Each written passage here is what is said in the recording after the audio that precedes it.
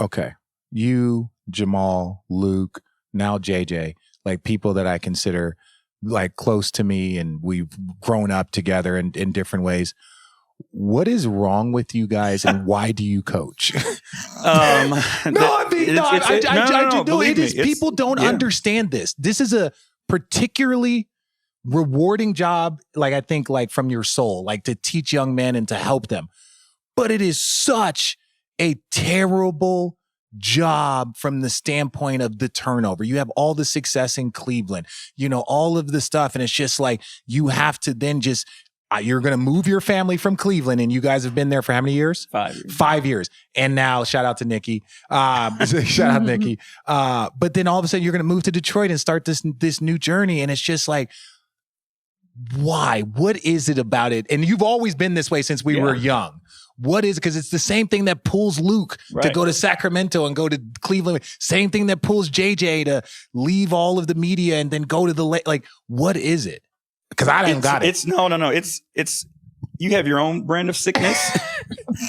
This is ours, right? Okay. And it really is. It's something in you that drives you to chase this. Yeah. Right. And it's like, you know, the competitor in you that just doesn't allow you to sit back and watch a basketball game or, you know, whatever it may be. But it is like, even this summer, you know, like when it first happened, you know, I was chilling, you know what I mean? And then all of a sudden, 2 weeks later, 3 weeks later, like this bug comes and you're like, you know, what are you going to do to fill that? You know, and it's funny, like I literally had conversations with my dad. I'm like, what do you do to, you know what I mean? And he was like, eventually it comes, but it took a long time. But you just, you know, I don't know what, you yearn for this competition, in a way to express that.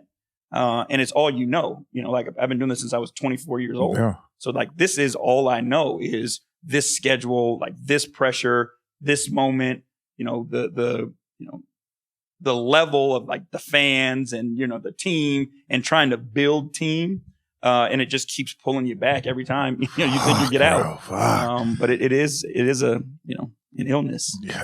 Thank you. It's like you're entering into a very toxic relationship. Yeah. Like it pays well, but it is a toxic relationship. You see coaches in and out, Phoenix, Vogel 1 year. You see, you know, obviously what happened in, you know, what's his name? Monty Williams. You just see so many turnovers with coaches. And it's just like, y'all, and I talk to you guys all the time. You guys are undeterred. You're like, yeah, we're going to keep doing this. Is what we do. It's like you understand the territory. Yeah. It's like with any kind of profession in a sense, but this is theirs. This is what they do. Having said that, it did make me wonder, you kind of touched on it at the beginning, and I think I read where you were thinking about taking a year off, right? But you have all this success in Cleveland.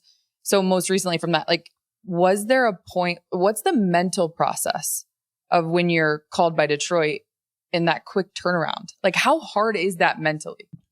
I mean, it's more difficult when you have family pressures and it's not just you that has to make the decision. We were moving to San Clemente. I know. And our kids told me you were coming. And our kids were all excited. We found a sports academy down there. If you don't mind me asking, how old are your kids? 6th, 7th, and 8th grade. So my son turns 11 in August. They're 12. My daughter's 12 and 13. Age. Yeah. Okay. So you got a teenager, bro? Oh my God. You should. Well, they were, yeah. But there's something else. Blair is my girl. Yeah. They all are. I love my kids. Anyway, so like, that was part of it, is like we had to, you know, talk to them about being prepared to move to San Clemente. And, you know, they had their mind made up. Like they were watching the school on TikTok and they were all about it.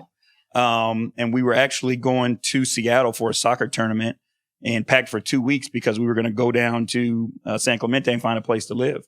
And, you know, Trajan gives me a call and is like, hey, can you come back to Detroit? Yes. Tell me more. hey, kids, shut the fuck up. Trajan's on the phone. So we go back and it was, you know, you just didn't know. But what I did know was there was no wrong way for us to go at that point. You know what I mean? Like if we went to San Clemente, the kid, you know, we go to Detroit, but like when I started talking to Trajan, I just got more and more eager to do the job. Because in our business, partnering with the right person who can execute a vision, you know, I mean, like, is paramount. And it just gave me so much comfort knowing that Trajan, Dennis Lindsay, Mike Blackstone, like J.R. Holden, like these guys are there to do the job. And I just believed in what they could do and wanted to be a part of it. Shout out to Trajan, by the way, too. Oh, he's awesome. So he's excited for his success. Yeah. He's He's deserving. He's putting his work, and people don't understand. That's a different monster. Like that front office.